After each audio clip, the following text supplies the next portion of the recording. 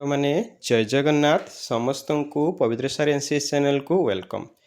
ତ ଆପଣମାନେ ଗାର୍ଡ଼ିଆନ୍ ହେଇଥାନ୍ତୁ କିମ୍ବା ହେଉଛି କୌଣସି ପିଲା ହେଇଥାନ୍ତୁ ଯେଉଁମାନେ ଏଇ ଯେଉଁ ନବୋଦୟ ଏକ୍ଜାମ୍ କିମ୍ବା ହେଉଛି ଆଦର୍ଶ ଏଣ୍ଟ୍ରାନ୍ସ ଏକ୍ଜାମ୍ ପାଇଁ ପ୍ରିପାରେସନ୍ କରୁଥାନ୍ତୁ କିମ୍ବା ଆପଣ ସେଇଭଳି କୌଣସି ପିଲାଙ୍କର ରିଲେଟିଭ୍ ହେଇଥାନ୍ତୁ, ତ ସମସ୍ତଙ୍କର ଗୋଟିଏ ଟେନସନ୍ ଥାଏ ଯେ ମୁଁ ପିଲାକୁ କ'ଣ ପାଇଁ ପ୍ରିପେୟାର କରେଇବି, ମାନେ ଆଦର୍ଶ ପାଇଁ ପ୍ରିପେୟାର କରେଇବି ନା ନବୋଦୟ ପାଇଁ ପ୍ରିପେୟାର କରେଇବି। କିନ୍ତୁ ଏଇଠି ଆମକୁ ଗୋଟିଏ କଥା ମନେ ରଖିବାକୁ ହେବ ଯେ ଦୁଇଟା ଯାକ ତାର ଡିଫରେଣ୍ଟ ଦିଗ ଅଛି, ଡିଫରେଣ୍ଟ ଡିରେକ୍ସନ୍ ଅଛି। ତ ସବୁ ଏ ଭିଡ଼ିଓରେ ମୁଁ ସମସ୍ତ ଡାଉଟ୍ କ୍ଲିଅର୍ କରିବି। ଭିଡ଼ିଓକୁ ଶେଷ ଯାଏଁ ଦେଖିବେ ଏବଂ ଯଦି କିଛି ଡାଉଟ୍ ଥାଏ ତଥାପି କମେଣ୍ଟ ସେକ୍ସନରେ ମୋତେ ଜଣେଇବେ ଏବଂ ନିହାତି ଭାବରେ ମୋତେ ସେଇଟା ଜଣେଇବେ ଏବଂ ମୁଁ ଆପଣଙ୍କର ଯେଉଁ ଡାଉଟ୍ ଅଛି ସେଇଟାକୁ ମୁଁ କ୍ଲିଅର୍ କରିପାରିବି। ତ ସଠିକ୍ ପସନ୍ଦ କେଉଁଠି, ଯେମିତି ଥମ୍ବନେଲ୍ରେ ଆପଣମାନେ ଦେଖିଥିବେ ଜେଏନ୍ଭି ଆଉ ଓଏଭି ଦୁଇଟା ଯାକ ମାନେ ଆପଣଙ୍କୁ ସେ ଯେଉଁ କୁହାଯାଏ ମାନେ ଗୋଟେ ବହୁତ ହି ବଢ଼ିଆ ମାନେ ଫ୍ୟୁଚର୍ ଦେଇଥାଏ, ବହୁତ ବଢ଼ିଆ ଗୋଟେ ଏନଭାଇରନମେଣ୍ଟ ଦେଇଥାଏ ପିଲାମାନଙ୍କୁ ପଢ଼ିବାରେ। ତ କେଉଁଟା ବେଟର୍ ହେବ, ତ ଆମେ ଦୁଇଟାକ ଆସ୍ପେକ୍ଟକୁ ଦେଖିବା, ଦୁଇଟା ଯାକ ଦିଗକୁ ଦେଖିବା, ତାପରେ ଆପଣମାନେ ଡିସାଇଡ଼୍ କରିବେ ଯେ ପିଲା ପାଇଁ ଦୁଇଟା ଠିକ୍ ନା ପିଲା ଉଭୟ ନବୋଦୟ ଆଦର୍ଶ ଏକା ସାଙ୍ଗରେ ପ୍ରିପାରେସନ୍ କରିବ। ହଁ ଆଜ୍ଞା, ଯଦି ଆପଣମାନଙ୍କ ପିଲା ପାଇଁ ଯଦି ପ୍ରିପାରେସନ୍ କରୁଛି ଆପଣଙ୍କ ପିଲା, ତାହେଲେ ନିହାତି ଭାବରେ ଆମେ ଆଗକୁ ଯେବେ ଏକ୍ଜାମ୍ ଯେତେ ଦିନ ଯାଏଁ ଏକ୍ଜାମ୍ ଅଛି ଆମେ ସବୁଦିନ ପ୍ରତିଦିନ ପିଲାମାନଙ୍କ ପାଇଁ ଏଇ ଯେଉଁ ନବୋଦୟ ଏବଂ ଆଦର୍ଶ ପାଇଁ ଭିଡ଼ିଓ ନେଇ ଆସିବା ଏବଂ ସେମାନଙ୍କୁ ବହୁତ ହେଲ୍ପଫୁଲ୍ ହେବ। ବହୁତ କିଛି ଇମ୍ପୋର୍ଟାଣ୍ଟ କଥା ଅଛି, ତ ଆପଣମାନେ ନିହାତି ଯଦି ନୂଆ ଅଛନ୍ତି ଚ୍ୟାନେଲକୁ ସବସ୍କ୍ରାଇବ୍ କରିଦେବେ। ଓକେ, ତ ଚାଲନ୍ତୁ ଦେଖିବା କ'ଣ ଅଛି ଆଜି ଭିଡ଼ିଓରେ ସମ୍ପୂର୍ଣ୍ଣ ରୂପେ।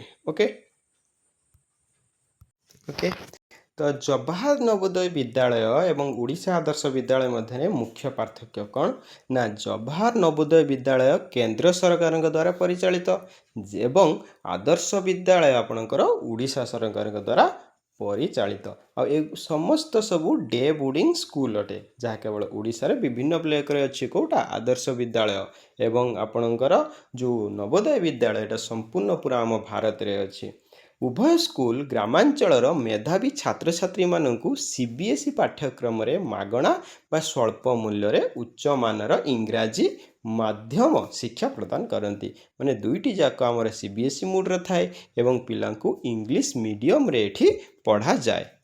ଏବେ ଦେଖିବା ମୁଖ୍ୟ ପାର୍ଥକ୍ୟ ଗୁଡ଼ିକ କ'ଣ ଅଛି। ତ ଇଏ ରହିଲା ଆମର ମୁଖ୍ୟ ପାର୍ଥକ୍ୟ କ'ଣ ନା ପରିଚାଳନା କମିଟି। ଯଦି ଆମେ ଜେଏନ୍ଭି କଥା କହିବା, ମୁଁ ଏଠି ନବୋଦୟ ବିଦ୍ୟାଳୟକୁ ଜେଏନ୍ଭି ସର୍ଟରେ କହିବି ଏବଂ ଆଦର୍ଶ ବିଦ୍ୟାଳୟକୁ ଓଏଭି କହିବି। ତ ଜେଏନ୍ଭିରେ ଆମର କ'ଣ ହୁଏ ନା ଇଏ କେନ୍ଦ୍ର ଶିକ୍ଷା ମନ୍ତ୍ରଣାଳୟ ଦ୍ୱାରା ପରିଚାଳିତ ଏବଂ ଆଦର୍ଶ ବିଦ୍ୟାଳୟ କଥା ଯଦି କହିବା ଇଏ ହେଉଛି ବିଦ୍ୟାଳୟ ଓ ଗଣଶିକ୍ଷା ବିଭାଗ ଓଡ଼ିଶା ସରକାରଙ୍କ ଦ୍ୱାରା ପରିଚାଳିତ ହୁଏ। ଏବଂ ଭୌଗୋଳିକ ସୀମା ଦେଖିବା ତ ଏଇ ଯେଉଁ ଆମର ଜେଏନ୍ଭି ରହିଲା ସେ ତାମିଲନାଡ଼ୁକୁ ଛାଡ଼ିକି ପୁରା ଭାରତରେ ଅଛି, ତାମିଲନାଡ଼ୁରେ ନାହିଁ। କିନ୍ତୁ ଯଦି ଆମେ ଓଏଭି କଥା କହିବା ଏ କେବଳ ଓଡ଼ିଶାରେ ରହିବ, ପ୍ରତି ବ୍ଲକରେ ରହିବ। ଓକେ, ଦେନ୍ ବିଦ୍ୟାଳୟର ପ୍ରକାର ଦେଖନ୍ତୁ ନା ଇଏ ହେଉଛି ସହଶିକ୍ଷା ସମ୍ପୂର୍ଣ୍ଣ ଆବାସିକ। କେଉଁଟା ଆମର ଜେଏନ୍ଭିଟା ହେଲା ପୁରା ରେସିଡେନ୍ସିଆଲ, ସେଠି ଆପଣଙ୍କୁ ହଷ୍ଟେଲରେ ଯାଇ ରହିବା ପାଇଁ ବାଧ୍ୟ।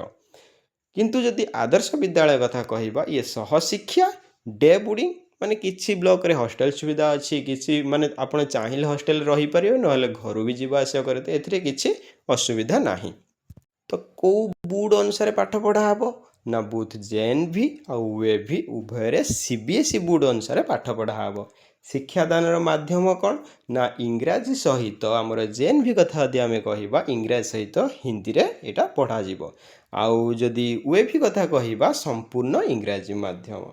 ଦେନ୍ ପ୍ରବେଶ ଶ୍ରେଣୀ, ତ ଜେଏନ୍ଭି ଯଦି ଆମର କରୁଛି JNVST ମାନେ ଜବାହାର ନବୋଦୟ ବିଦ୍ୟାଳୟ ଏଣ୍ଟ୍ରାନ୍ସ ଟେଷ୍ଟ ଆମର ହେଉଛି, ଯାହାଦ୍ୱାରା ଷଷ୍ଠ ଶ୍ରେଣୀ ଆଡ଼ମିସନ୍ କରାଯାଏ।